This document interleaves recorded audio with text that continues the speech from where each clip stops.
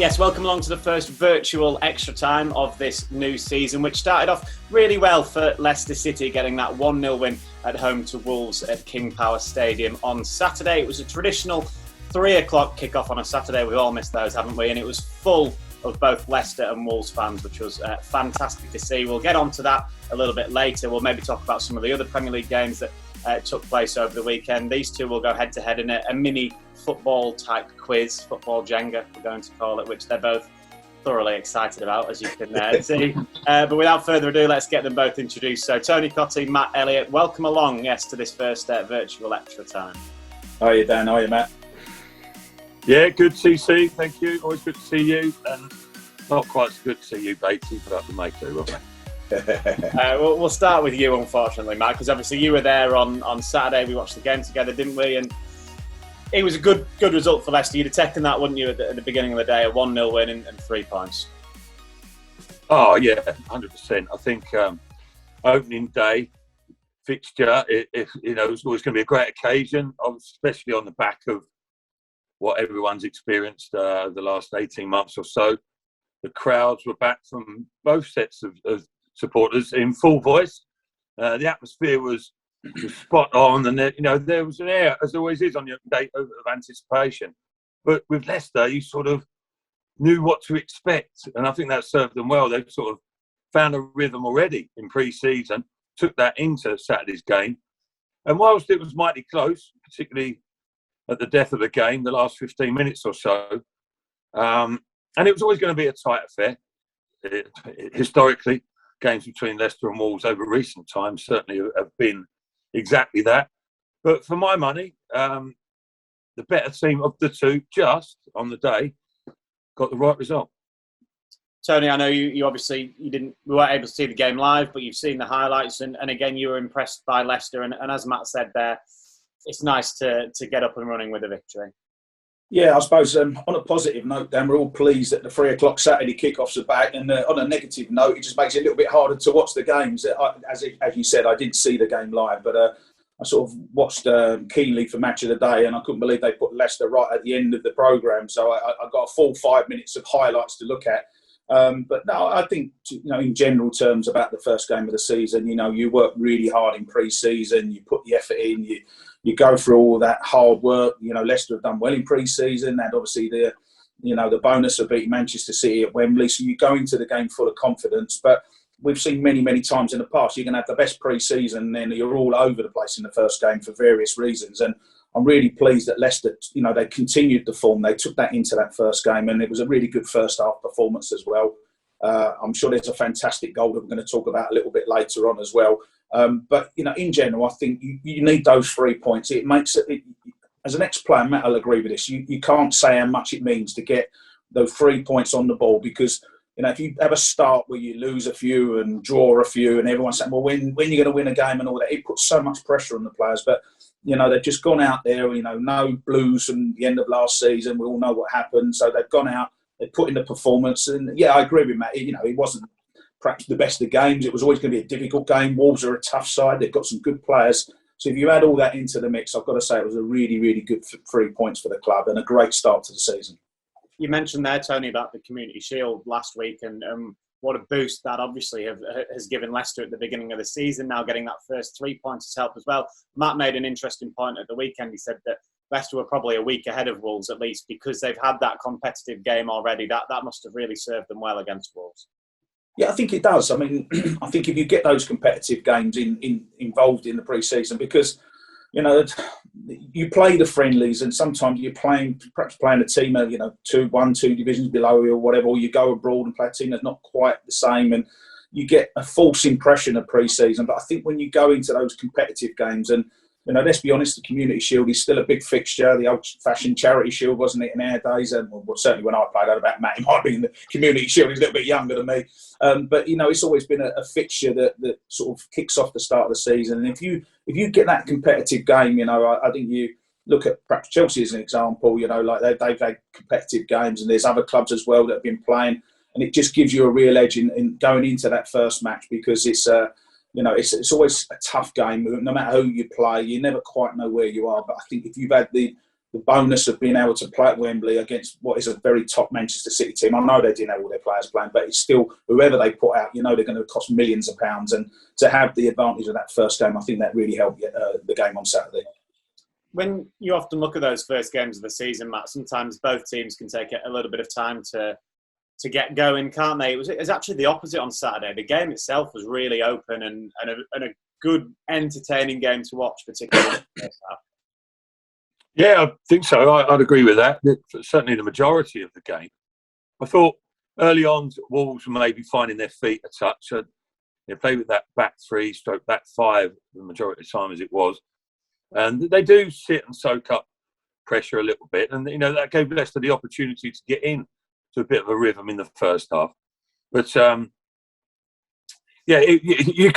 my view, you could tell the difference on the point we've just spoken about there, about Leicester, having that basically genuine competitive game against Man City, where they applied themselves how they will in a Premier League game, as opposed to a friendly where there's not so much of an edge and you perhaps play in a different way, as an individual and as a team.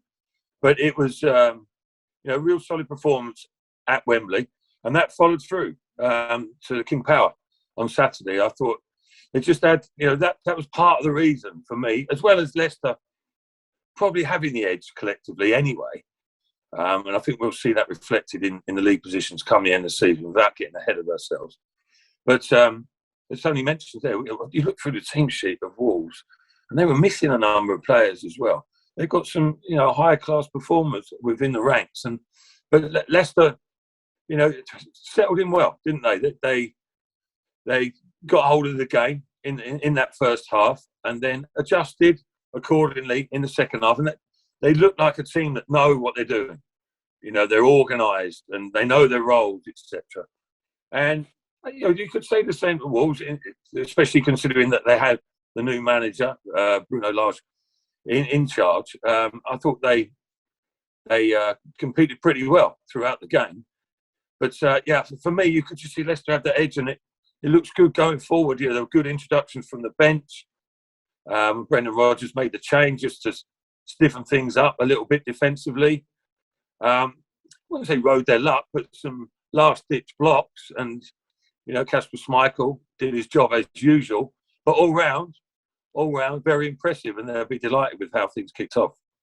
A quick word on Wolves before we concentrate fully on Leicester, Matt. Have you seen enough from them in that first game with Bruno Lage in charge to think that they'll have a decent season themselves?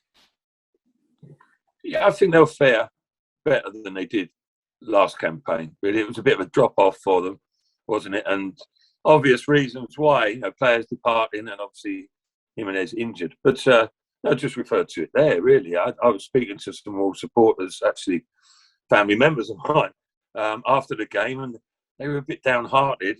But then they reminded me of the players that they were missing out there. And, Bowley, Johnny, Neto, amongst others, really. And you look at that, I think they've got more than enough to be clear of the relegation zone, which I think is the primary worry of some Wolves supporters.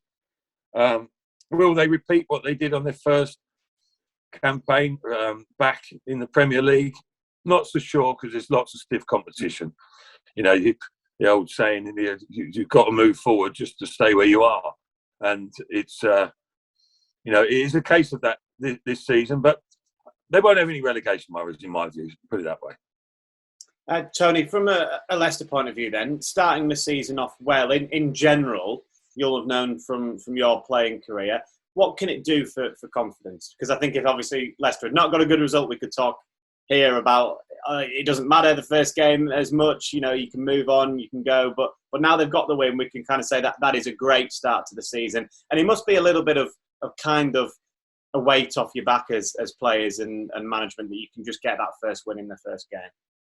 Yeah, I've already touched on it, Dan. I mean, it just gives you that boost. And go back to the great Martin O'Neill. I remember having a chat with Martin once, and he said to me, he said, "Oh, you want to be a manager one day, don't you?" And he said, "What would you do, like, if you was a manager?" And I'd done this fantastic speech, Dan. He went on for about 5 minutes talking about the academies and playing of football, all sorts of things. I waffled on for 5 minutes. And at the end of it, Martin O'Neill turned around and said to me, he said, trust me, he said, you need one thing. He said, it's called results. And it's the point really about that first game. You know, of course you want to play well. Of course you want to win 5-0 in the first game and play the best football that you've ever seen. But ultimately, Martin's right. Football, particularly at professional level and particularly in the Premier League, it's about results. And, you know, again, we're going back to Martin. Sometimes we come in after a game and he'd say that's the most fantastic point that the club's ever got. You remember him saying it, Matt, can't you? And he did make that point that, to grind out a draw sometimes. Sometimes a draw, if you can get a point away from home at one of the big clubs, and it's a fantastic point, and it can go a long way come the end of the season. So, you know, that first game, you know, the boys should take great confidence out of it. I'm still waiting to talk about the goal, Dan. I can't wait to get onto the goal. But, you know, there was a fantastic goal scored, and to get the 3 points at the end of it, it gives you the confidence, and then you just look forward to the next game. Go on then, let's do it, Tony. Let's talk about the goal itself. Fantastic. You'll obviously want to concentrate on Jamie Vardy, I'm sure, but even in the build-up, Ricardo Pereira's play was excellent. It was. I mean, it was fantastic skill, wasn't it? Right on the touchline. He's got two players around him. You almost think, well, he's got nowhere to go here, and he does a little flick. Of course, he gets a little bit of luck where the ball sort of goes between the two defenders, but he had real strength, you know.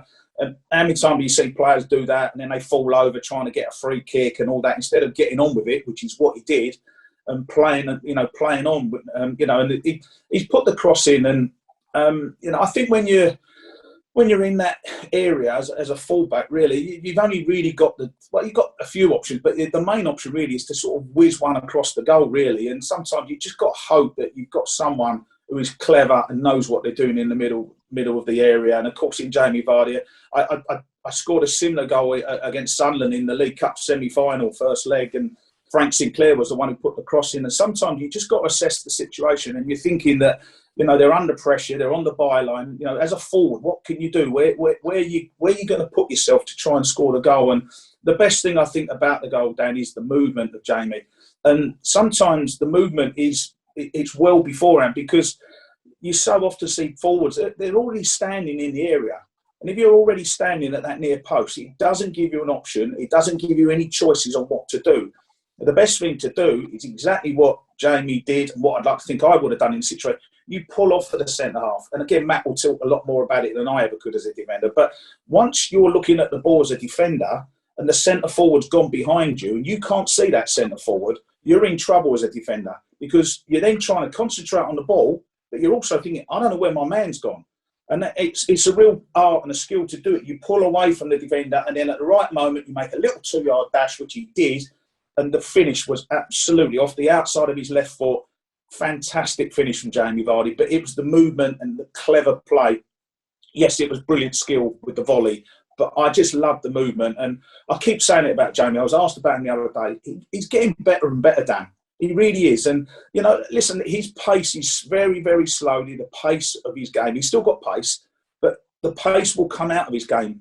But the movement and some of his runs, and there was other examples in the game where he made fantastic runs, he playing on the shoulder. And again, defensively, let Matt talk about the defence side. When you've got a player playing on your shoulder and he's running the lines and the channels and he's getting in because he's on the last line of defenders, it's so hard to mark a player like that. You know, Jamie's been unbelievable for 9 years at the football club now. And as I say, he's getting better and better. And I could talk about it all day about it. It was a fantastic goal. It really was.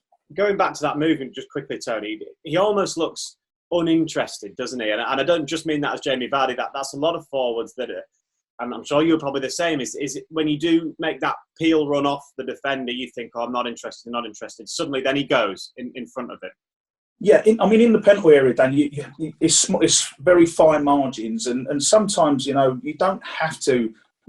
Again, I watch forward sometimes, and they're moving around and they're running and they're trying to make space, but sometimes you don't have to do that. You just very lazily pull away from the defender. You know, if you watch someone like Lionel Messi, for example, a lot of the game, Lionel Messi's walking, you know, but all he's standing still.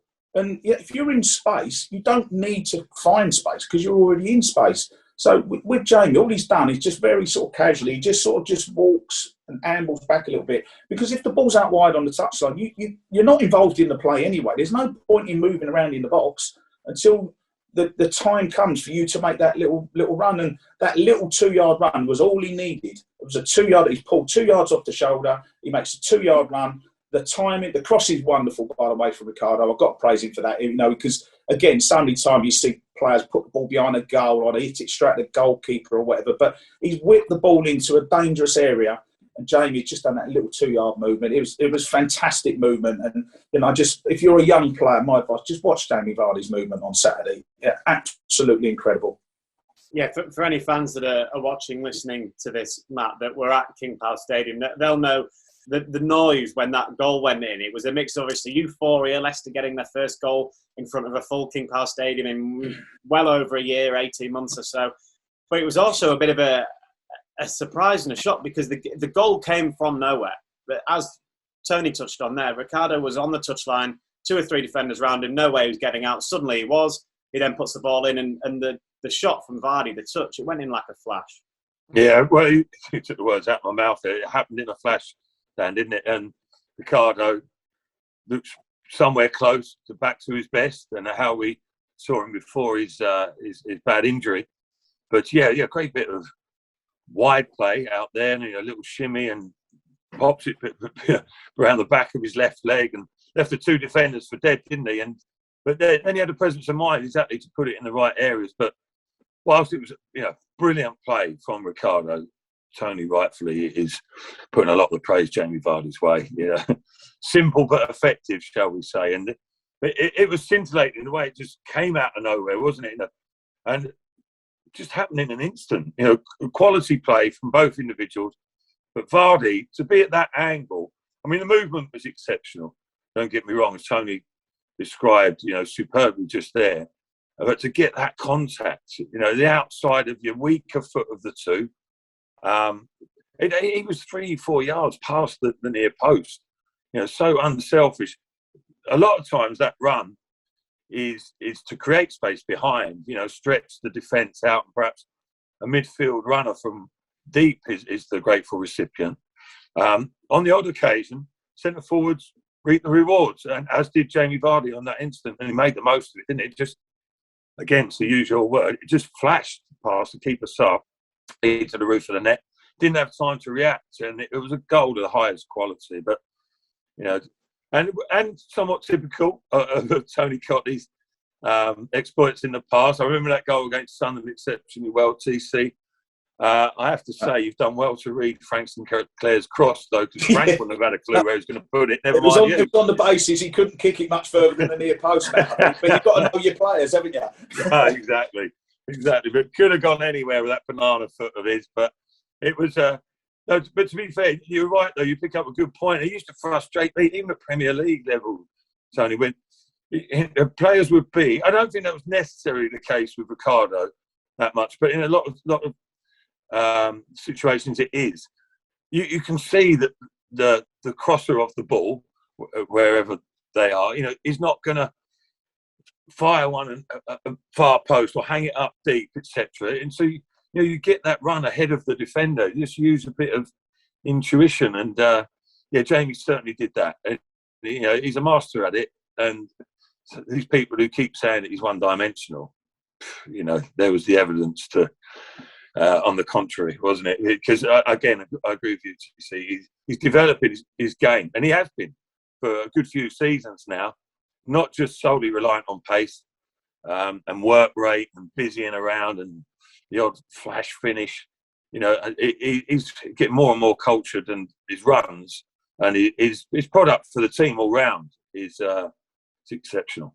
The thing is, you get the experience as well, though, Matt, don't you? Because that's what comes, especially when you get into your 30s as a player. You have to make tweaks. I mean, you'll remember playing against the great Alan Shearer, and Alan Shearer was a different player in his 30s than he was in the player in his 20s, where he was a very, very quick player in his younger days, and of course he had all those bad knee operations. You then have to adjust your game, and I know Jamie's not had all the injuries and everything, but as you get the experience comes, and you learn your runs, and you learn sometimes when to run. That you don't have to run every time. You can pick and choose your runs. Sometimes you can walk, or you can just take a couple of steps backwards, which is what Jamie did for the goal. But as I say, his overall game, if someone has called Jamie Vardy one-dimensional, that is just the most ridiculous thing I've ever seen. Yes, of course, he was a little bit quicker 7-8 years ago. We know that. But it wasn't just about his pace, because his finishing has always been fantastic. And that movement as well, where he plays on the last man on the shoulder and that. And hopefully with the tweak in the offside rule this year as well, that might well work in Jamie Vardy's favour a little bit as well, because those close calls where they keep giving the forwards offside, they might be giving them onside now. So that will help him as well. But you learn as you get into your 30s, you maybe you're just a fraction of how quick you was before, but you make up for it in other areas. And experience is one of them. And yeah, as I say, I just keep eulogising about Jamie. He's just getting better and better. He really is. And where he didn't play the huge number of games as a youngster, as a 17, 18, 19-year-old, there's no reason not to expect Jamie Vardy to play for the next 2, 3, 4 years for Leicester. However he feels about it. He might want to retire. Who knows? You don't know. I doubt it, because there's no better thrill than scoring a goal, especially a goal like he did on Saturday. Back in front of fans as well, Tony. And we kind of referenced at the weekend how much Jamie Vardy loves playing in front of his home fans, also the away fans. He ran straight to those away fans. And we've missed that in the last couple of seasons, Jamie Vardy rustling the away fans, shall we say. Yeah, I mean, he loves it, doesn't he? And he gets off on it. I think Jamie's a showman. You've got to have that little bit of a showman inside you to be a performer. Whether it's a footballer or a pop star or a cricketer, rugby, but whatever you want to say. Anything that's in the public domain, you've got to be a little bit extrovert, a little bit of a showman, and you've got to enjoy playing in front of crowds, because that is the whole experience of playing professional football. And scoring a goal in an empty stadium, it doesn't get that. There's no way that's going to give you the same buzz as what he would have got on Saturday. Yeah, I mean, he would have missed all the celebrating with the fans. Not, as you say, not just the home fans, but winding up the away fans as well. And the more they give him stick back, the more he'll play better. So yeah, I mean, Jamie's certainly one that would welcome the fans back. But I think we all do, Danny. I think this weekend we've seen some incredible football matches. I think the fans coming back, it just raises the intensity. And also as well, excuse me, word of praise for the referees and the officials, because they've obviously been given a new directive. I think it followed on from the Euros, where it seemed to be a little bit more physical, but a lot more leeway given. And if players fall over, the referee's saying, get up and get on with it, which is, it's the game that me and Matt grew up playing. And I know it's not as physical as it used to be, but I do think there's a little bit more room for just bringing back a little bit more of the physical side, getting it a little bit more competitive. We don't want to see players rolling around. So there's a little tweak with the law with that, which will help things, I think, going forward in the Premier League.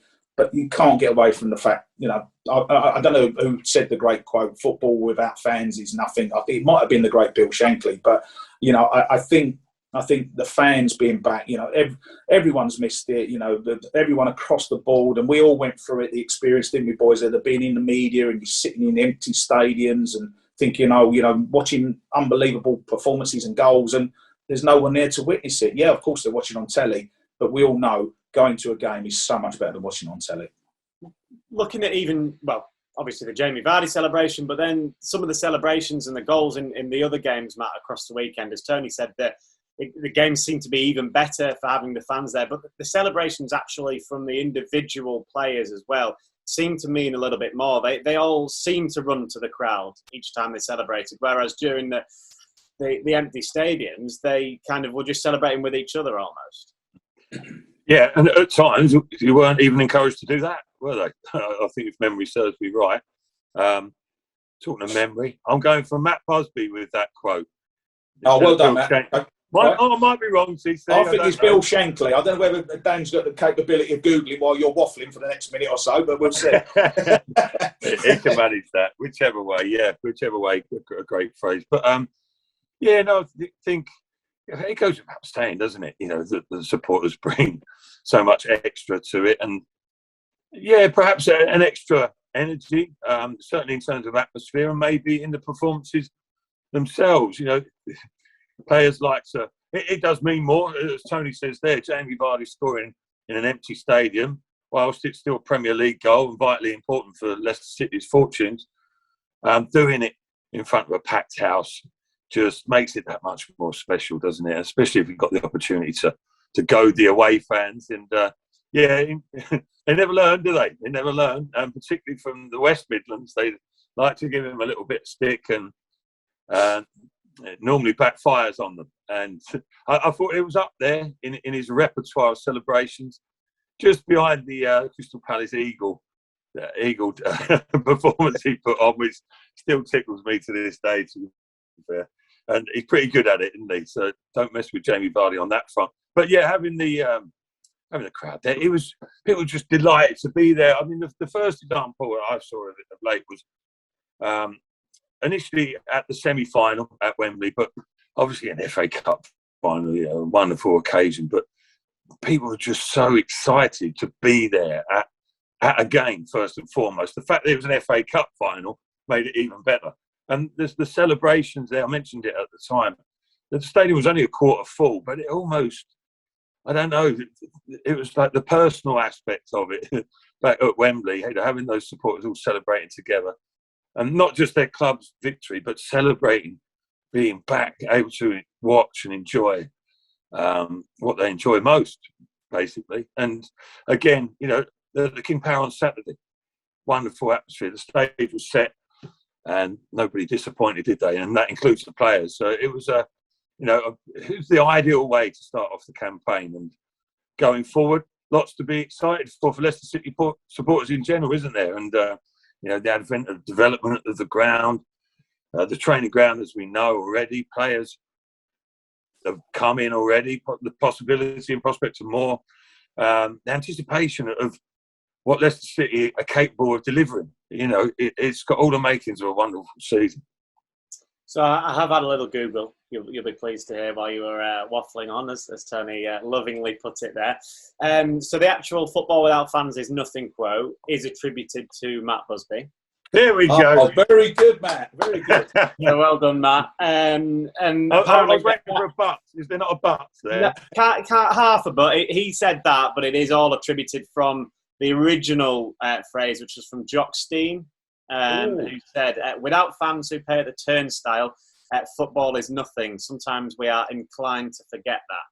So if you'd have mentioned turnstiles, I'd have said, I knew that was Jock Stein. Well done, Matt. I'll give you that one. He said that originally, and then Sir Matt Busby said, the football without fans is nothing. So yeah, go on, Matt. You can have Bill Shankly would have been football is more important than something. He had another quote, Bill Shankly. Anyway, we'll digress. I think his was. Yeah. Correct. Football isn't a matter of life and death. It's more important than that. Yeah. No bonus point for that, though, I'm afraid. No, I'm afraid not. So yeah, we can call it 1-0 to Matt already. Yeah. There's been some other news for Leicester City. Obviously, we'll come on to some of the signings in a minute, but there's a public consultation, Matt, open on plans for the expansion of King Power Stadium. We touched upon it, didn't we, on Saturday before the game. It's fantastic news, and the plans look unbelievable. Incredible, isn't it? I mean, in truth, that area needs some regeneration of some sort or another, whether that be via the football club or other avenues. But the prospective plans that have been put forward are amazing, but can't be that surprising, really, with the owners the way they are. So forward thinking, proactive, aren't they? We've seen that with the training ground, which has been developed to one of the best in the world. And I suppose the time is right, isn't it? It's been development of the club has been at an incredible rate, but also at a steady rate as well. It's step by step. They're getting closer and closer to what they want to aim for, and as part of that, they do it with substance, don't they? The owners. It's not just a quick fix, and that's been proven in terms of recruitment over time, and just the whole sort of ethos of the club, really. But yeah, it looks wonderful, doesn't it? And almost sort of space age-ish, but we're getting into that futuristic time, aren't we? And the arena. I mean, Leicester's crying out for somewhere, a proper venue to house concerts and events, etc. I know there are other options, but not to the degree that Leicester City are talking, the hotel and conference area and residential tower, etc. It covers all angles, doesn't it? And there's even a museum that's been proposed where relics like statues of TC might They're going to appear. put me and you in there, Matt, I think. Me, you, and Matt Busby will be in there.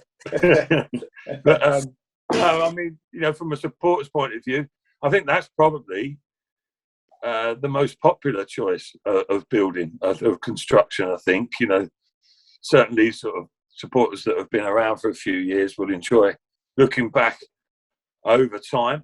But it covers all angles, and of course, I'm getting the main thing: the development of the stand as well. To bring it to an extra 8,000 or so.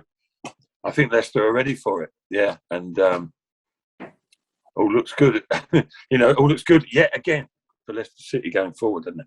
Yeah, I think as Matt was talking about the owners and what they put into not just Leicester City, but the area, Tony, and the whole of Leicestershire, is kind of typified a little bit by this. They could have only done the stadium expansion itself, but they've decided to do all of this other stuff around it as well.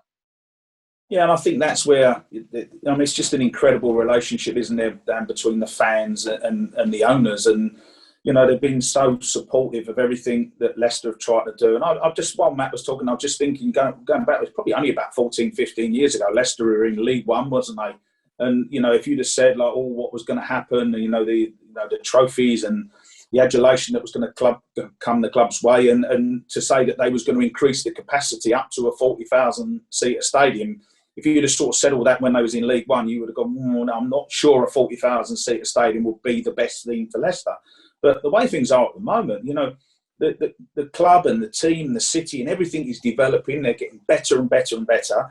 And it could well be an argument, but at least I don't know how long it would take, but it's normally always at least 2-3 years before it's actually built and in operation. And by the time you've done that, so let's say it's maybe 2025, there'd probably be an argument to say, well, hopefully Leicester, 40,000, that might not be enough either. So they might have to look at developing another stand or another part of the ground as well, just to bring it all in line, because, that's what the club wants to do. This is not an investment by the owners where you chuck a few quid in and then you sort of bail out and there's an exit strategy and, we can't get out of here quick enough. That's never been the case. They feel such a part of the community that, as I say, the fans love them, and they're trying to, they're trying to leave a legacy, aren't they? They've already done it with the training ground, and if they build this new stand, that's going to make it 40,000 for Leicester fans, more Leicester fans to go and watch and enjoy the football. And plus all the infrastructure that Matt spoke about, there's so much room, isn't there? I'm guessing it's probably the shingle car park that I normally get to park my car in when I come up to Leicester. I'm guessing it's out the back there where they're going to do the development. But, so often you see a stand gets built, and yeah, of course the fans benefit, but you very rarely see a development where it benefits the whole community and the whole city. And that's what we're talking about. So I think, the owners and Leicester City Football Club and the fans as well, everyone should be very proud of what's been announced. Let's hope it gets passed. I can't see any reason or anyone objecting to anything. There might be a couple of little tweaks along the way. There normally is someone who will have a little bit of a moan up, but I don't think that will stop things. And hopefully they can get on with the project and get a lot more fans into the ground and get more people into the area and improve the area and give people, more options. Like if you have got a concert venue, you're going to start getting big bands coming. There's a lot of great Leicester bands, as we know anyway, but you're going to get bands coming and playing, and it gives the city a real boost. And after what we've all been through the last 18 months, 2 years, I think that's a huge boost for everyone in the city. Yeah, for more information on that, all you need to do, of course, is head to lcfc.com. Another quick word, I can't be talking about the owners, Matt, without mentioning this. I don't know if you saw the photo at the weekend. Leicester put it on their Twitter account. It's a picture of Contop in front of a mantelpiece. It's got all the trophies that have been won during his time with the club, and then behind him is a framed picture of Cunbishai as well. And it's just a fantastic photo. It's got a lot of love on social media from the Leicester fans, because it is. I saw someone write it's past, present, and future at this football club in one photo. Yeah, I did see the photo. One of quite a number of poignant photos that feature Kuntop and his father, Convicai. Everyone knows the story, don't they? And everyone knows the the tragic circumstances around it. But, out of the dark comes some light to a degree, and Contop via Leicester City, carrying on the legacy that his father initiated is a hell of a story, isn't it? And one that gets picked up on a number of times by the national press, rightly so. But, even aside from the press aspects of it, I think there's a genuine respect from people, supporters primarily, but people from outer circles, really, away from Leicester City Football Club, of how Contop has managed to carry himself, really, in his father's footsteps and in his memory as such. And it's an ongoing story, isn't it, really? And I think there are quite a few more chapters left in it. And hopefully that's the case, at least. And you see the bond, Tony talks about it, between the supporters and the owners, which is unusual, but also the players and the owners. That's quite exceptional as well. You see a close relationship, with players and managers sometimes, or quite regularly, but very rarely between the owners. And there are many reasons why that is, but it's the feel within the club. You'll have experienced it, Dan, in your time coming to Leicester City. In relative terms, it's a short period of time, but already, I don't want to speak for you, but I'm sure you've developed a deep affiliation with the club and the people around it. You do. It is one of those places. I did all those years back when I first joined at Leicester City. It had that, without being cheesy, that family feel. It did. And you listen to people talk now, Vestergaard already. And he doesn't strike me as someone who just pays lip service and says things for the sake of it. He said about that family togetherness and the spirit within the club. And that all stems down from the owners, and filters right the way through the club via the supporters who have been there, over the years, and they generate that atmosphere. But yeah, it's a genuine thing at Leicester City Football Club, and it helps. It helps results on the pitch ultimately, doesn't it? It gives you that extra drive, purpose, togetherness, and collectively, there's a lot of positives at Leicester City. Yeah, it's a nice little segue actually into what we're going to talk about next, which is the new signings. You mentioned Yannick Vestergaard there, the interview he gave with LCFC TV. He mentioned that family feel already. We asked him about the training ground and how amazing that is, the facilities. And obviously he said that they were unbelievable, but it was the people inside it as well, Tony, that he talked about. He said that they clearly care about Leicester City, and he talked about the team around the team as well. And that was nice to hear from someone that had been at Leicester, one day. Yes, he's played against them in the Premier League for the past couple of seasons, but he's seen that already, and it's clearly a project and a journey he wants to be a part of. Yeah, and I think you would find that very quickly on arrival at the club, Dan. But what I would say nowadays with footballers, I'm guessing there's obviously a lot of communication via, WhatsApp groups and phones, and it's so much easier really probably to talk to players from other clubs now than what it would have been in our day, really, where we didn't even have mobiles when we first started playing. So things have changed. Good job. Yeah, exactly, Matt. Yeah. The point I'm making is I think that there would be good vibes about Leicester if anyone was talking. You're talking to someone. If you're at Southampton, what I'm trying to say, if you're at Southampton, you would get feedback from Leicester City Football Club of how good it is, what a great place, the relation, all the things Matt just spoke about, the relationship, the owners, the fans, etc. So Vestergaard, I'm pretty certain he would have known what a good place he was going to before he even went anywhere near the football club. You then straight away, you're then meeting Brendan Rodgers, who's such a nice guy and a fantastic manager. So you've got that, and then you bring the player into the club. And I've got to say, I think Leicester have done good business. I think, was he 15 million? I think he was, wasn't he, Vestergaard? And he's a good, solid centre-half, the type of player that you need amongst your ranks. Leicester have got another season of European football coming up. You need the numbers. He's going to get games. I really, really, really, really think he's a positive signing. But, he would spread the word, and others would have spread the word beforehand, so that when you arrive at the club, and they all would know about the training ground, because I'm guessing that, in the past, everyone spoke about Chelsea's training ground, Arsenal, Tottenham, Manchester City, etc., Manchester United. But I think Leicester is probably the number one training ground, and that would have been passed on to the likes of Vestergaard and Ryan Bertrand and the other players that have arrived at the ground. Yeah, and a couple of names, obviously, that Tony's mentioned there. Matt, what have you made of Leicester's summer transfer business? We can say so far, there's still a few weeks left, isn't there, of course, of the transfer window, but the 4 players, Patson Daka, Bouba Samare, Ryan Bertrand and Yannick Vestergaard. Yeah, well, on the face of it, looks very good business, doesn't it? As is usually the case with Leicester City in the recruitment department.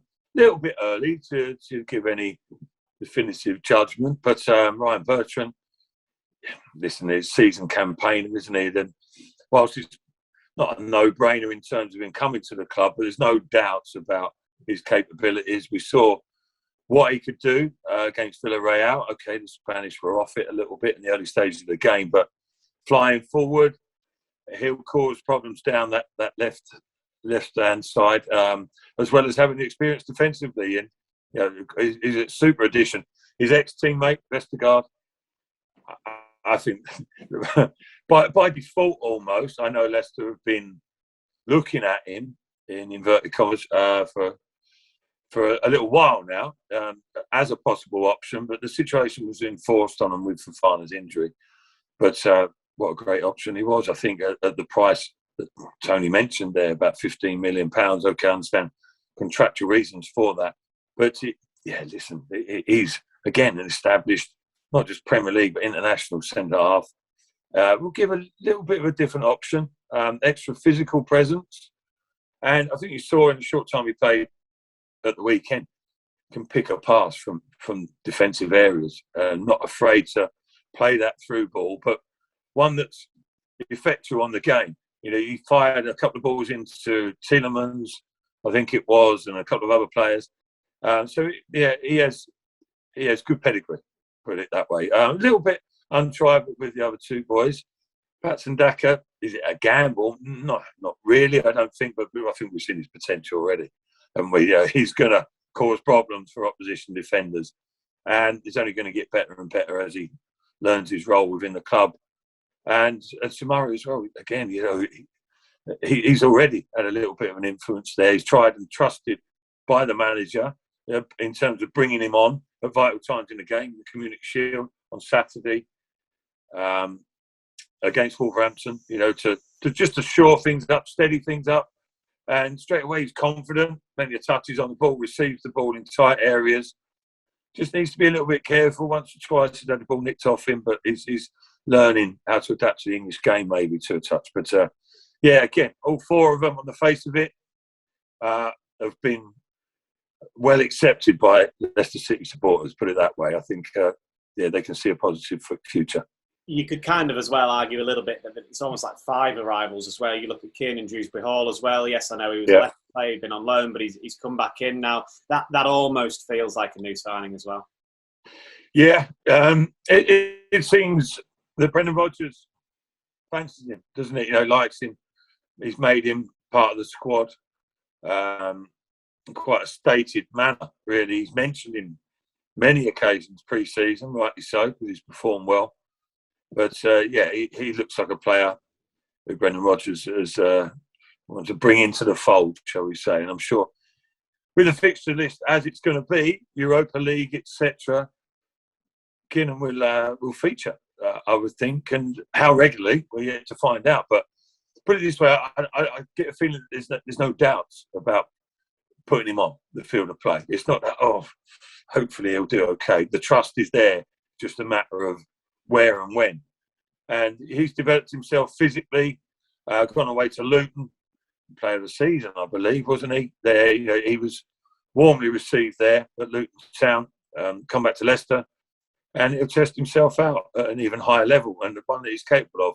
Certainly from a personal point of view, I know Kiernan to a degree, was involved with him at the academy in my time when I was part-time coaching, and lovely lad, technically gifted, I would say, quite diminutive in his stature, but he's nothing wrong with that, Matt. No, exactly, mate. But he's developed himself. He's a good athlete. He's a good technician. There's lots in his favour. Put it that way. Yeah, lots to be excited about, certainly for Leicester City this season. Before we do the first football Jenga, other results at the weekend that caught your eye, Tony? Here we go. No, hold on, Matt. I'm going to say Manchester United beating Leeds. I thought that was a good performance by Manchester United. In terms of Pogba, etc. Of course, I was pleased with the Hammers. They won 4-2 at Newcastle yesterday. Played really well. And West Ham, Leicester next game, as we know, Dan. So it's going to be a tough game for both clubs, I think. But there were, Chelsea winning. There were some really good performances, and as I said, I enjoyed watching the football. Really enjoyed it with the fans and the atmosphere, and just it felt like football was back for us, and that was great. I love watching the games at the weekend. It does make a difference, doesn't it? Even watching it on TV when the fans are back. Yeah, of course it does. It makes a massive difference. We had the old clapometer, didn't have the old crowd effects and whatever. But, I felt sorry for the guys doing that, because sometimes the ball sort of ended up behind the goal and they were sort of putting the cheers in, as if a goal was scored and it hadn't been scored. But, we've already spoke about it. The fans make a massive difference. The tempo of the games. I watched bits and pieces of the Tottenham Man City game yesterday, and there were some proper tackles flying in. And I think it's more than welcome. It's long overdue back into football. I'm not advocating going back to the good old days where you kick lumps out of each other, but you need to have the physical side of the game. I think the fans were getting a little bit fed up with a lot of the play acting and free kicks being given for someone sort of putting a finger on someone's shirt and things like that. We need to get that out of the game. We need to bring that physicality back. And if you do that, listen, we all love goals and that, but Matt will tell you, sometimes you put in a crunching tackle on someone, you almost get a bigger cheer sometimes for a crunching tackle than what you do a goal sometimes. So I want to see that part of the game, but having the fans back, absolutely fantastic. And I loved every minute of the Premier League opening weekend. Yeah, I remember Johnny Evans' tackle on Harry Kane a couple of seasons ago. Got one of the loudest cheers I've heard at King Power Stadium as well. So yeah, you're totally right. I'm surprised you haven't mentioned Johnny Evans against West Brom, Batesy, on that one. Oh, was it Palace or was it West Brom? Palace, sorry, not West Brom. Yeah, I've got to get something wrong, haven't I? Yeah, yeah, exactly. You're on form today, so go on. Let's see if it continues then into the first football Jengas. That could come back to bite me, yeah. Exactly. Virtual extra time. So basically, what we'll do is I've got a fixture here that these two are both involved in, and I'll remember it very well. And they've each got to take it in turns to name a player that was in either of the two playing squads. So they don't have to have come off the bench. They could have just been on the bench as well. And then as soon as one of you gets one wrong, then that's it. You lose. So it's effectively sudden death straight away. I've got a feeling this isn't going to last too long, Dan. No, well, that's why we've not left too much time at the end for it. You both understand? You get the game? Yep. You get the premise? Yeah, okay, Yep. great. Either team, yeah? Either team. Pardon? Either team. And subs bench as well. That's what you're saying, Danny. Yeah, either team and subs bench as well. Yeah. Okay, so the fixture is, unsurprisingly, very boringly, the 2000 League Cup final. So obviously you were both involved in it. A big day for Matt. Matt, you surely should be winning from here. I mean, it was a big day for both of you, but for Matt especially. So right, let's go with the amount of times I've watched the reruns of. Yeah, exactly, and the amount of times you've had to talk about it as well. So we'll start with Tony. So Tony, you can have the first answer for us, please. I will go for myself. Are we like that, are we? Yeah, go on, Matt. Yeah, me and you should be discounted from it, really, because okay, me. Right, okay. I'll go tags in. Tim Flowers, Kathmandu. Emil Heskey. Oh, you're working from front to back now, aren't you? No, I'm not. I'm just trying. Oh no, you had tags. To be fair. The provider of your wonder goal against Sunderland, Frank Sinclair.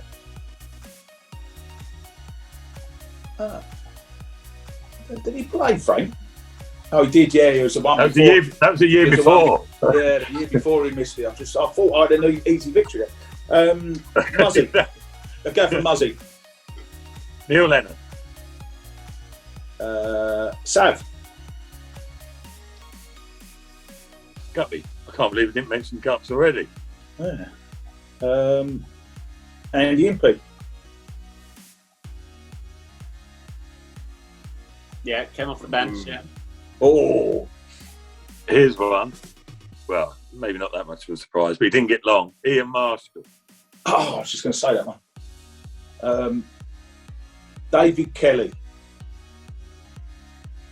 I've got one up the sleeve, by the way. He might have to produce it in a minute.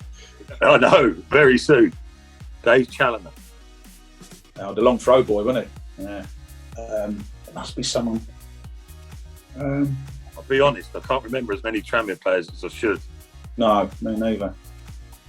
I'm struggling now, I think. Must be someone else who played.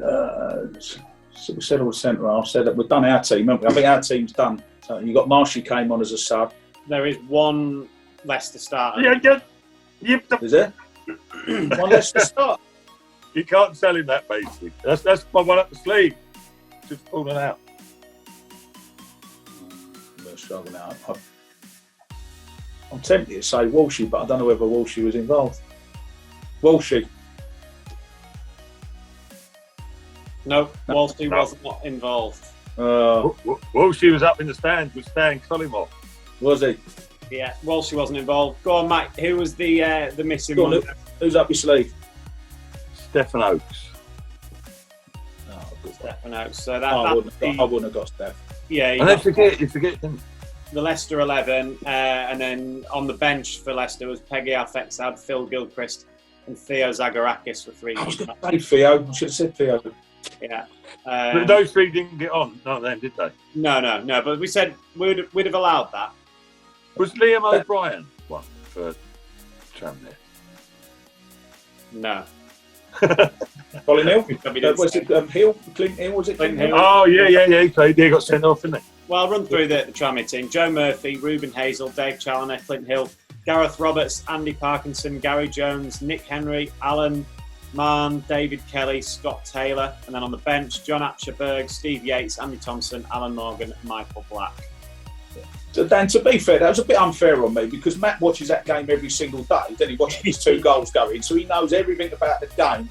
So I thought that was really unfair. He's got the team sheet framed in a couple of different rooms and everything like that. Every day and twice on Sundays. Well done, Matt. With the Matt Busby quote thrown in there, you was good for that today. Sporting genius. All right, well, that we're coming to the end now of the first virtual extra time of this new season. I hope you two have enjoyed it, and you can enjoy the rest of your day now. So thank you very much for coming on. Cheers, Dan. Cheers, Matt. Speak to you soon. Pleasure, mate. Take care, TC. See you soon, mate.